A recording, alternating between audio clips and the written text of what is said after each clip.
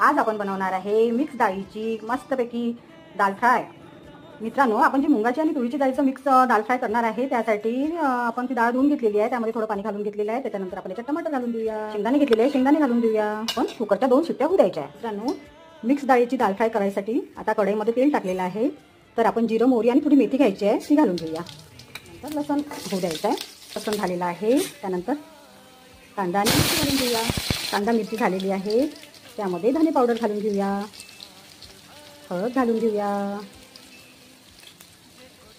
तिखट घालून घेऊया, चवीनुसार मीठ घालायचं आहे।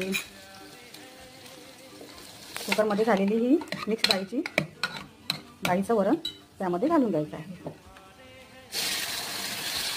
चवीनुसार साखर घालून घ्यायची आहे। त्यानंतर याच्यावर कोथिंबीर घालून घ्यायची। बघू शकता मित्रांनो, किती मस्त झालेलं आहे आपलं मिक्स डाळीचं दाल फ्राय।